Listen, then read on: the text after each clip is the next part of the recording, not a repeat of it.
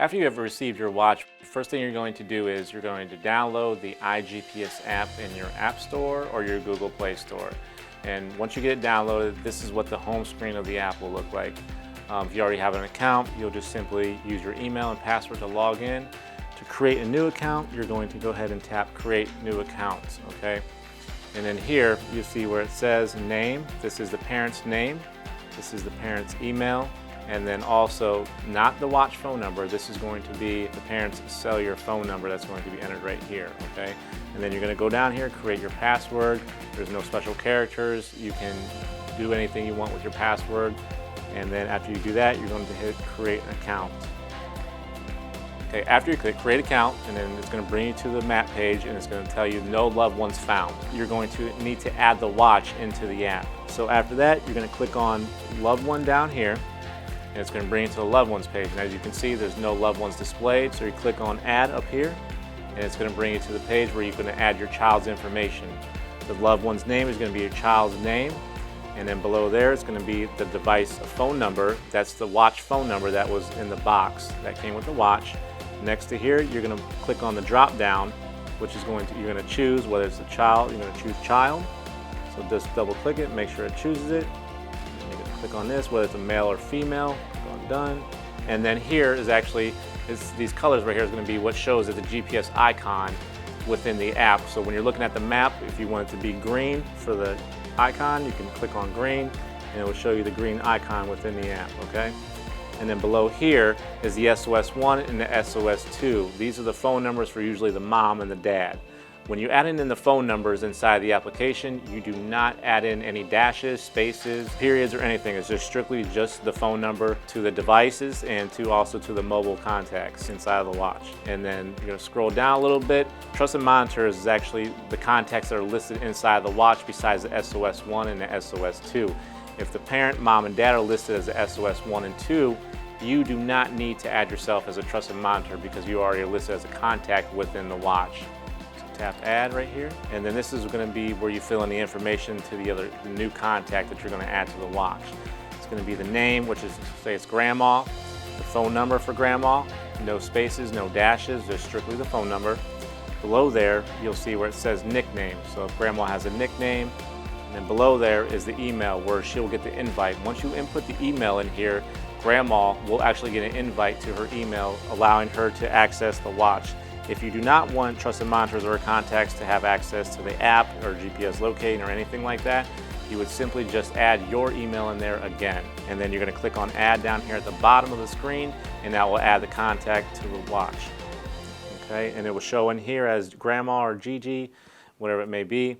And then below here, you'll see where it says Allow all phone calls. You can choose what time the watch is actually allowed to receive phone calls. And if you do not want your child to receive phone calls during certain hours of the day, like while they're at school or doing something important, you simply would just input the hours that you do not want the watch to receive phone calls from anybody. Simply just click that little tab right there, and that will always make those hours be active every single day. But if you don't want the hours to be active during the day, you would simply just go ahead and click that and always allow. Okay, scroll down a little bit and you're going to see where it says the location frequency. You can choose whether you want the GPS to update every 5 minutes, 15 minutes, 30 minutes, or 60 minutes. 15 minutes is usually the normal rate. And below here, you're going to see where it says low battery alarm. If you would like to receive notifications when the battery of the watch is getting low, you have that tab turned on or check marked if you have a Samsung phone.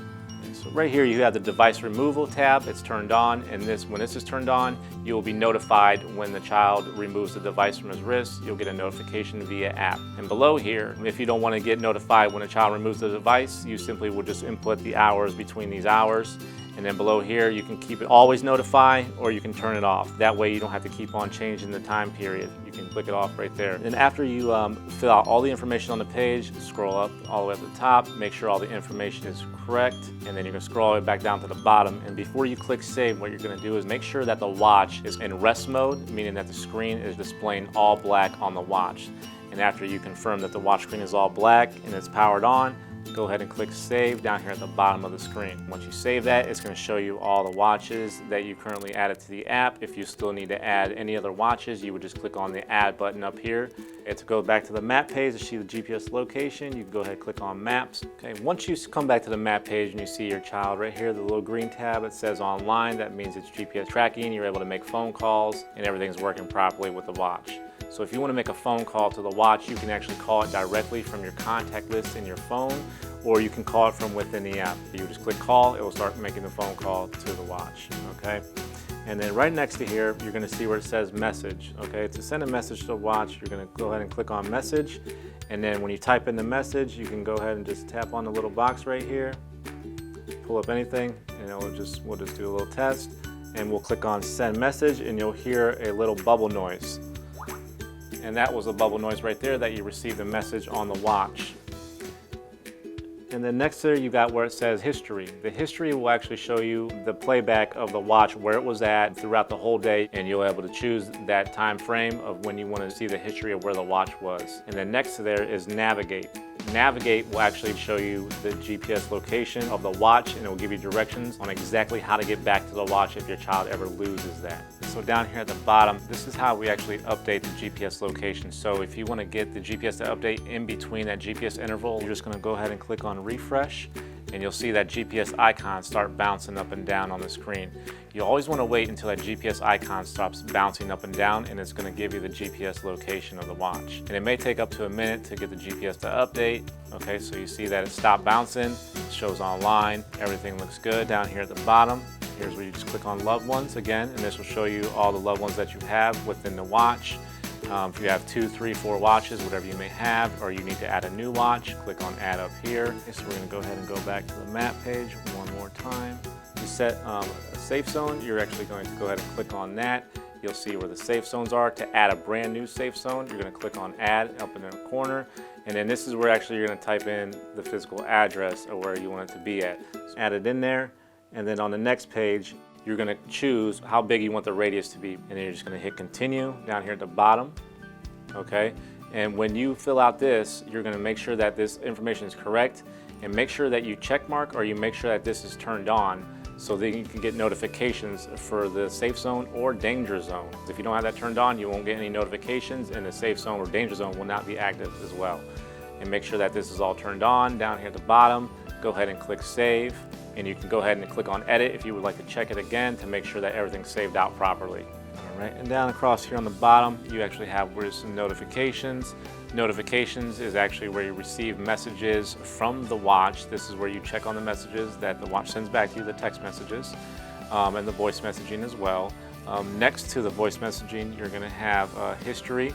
You can also click the history playback right there and allow you to choose the time frame of when you want to do the history of the watch, where it went, where it was at.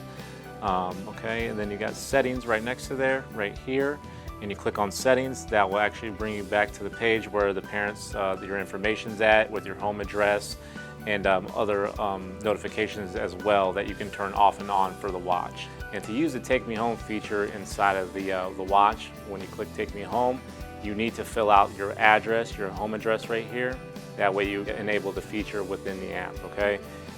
There are more things down here, actually more features that you can turn off and turn on for notifications, like enter a safe zone, exit a safe zone, enter a danger zone, exit a danger zone, device battery low, and the removal of the device. So if you want all these turned on, go ahead and turn all of these on. Because if one's turned off, like if device removal is turned off on this page, but it's turned on the other page, you will not actually get device removal. So you want to make sure that your device removal is actually turned on both pages. Okay, this is also where you sign out of the app. And next to that, you have the help button right here, which is kind of like an FAQ, little things that can help you out with troubleshooting or just simple questions that you need answered without contacting us directly. And that concludes the tutorial of the basic functions of the application.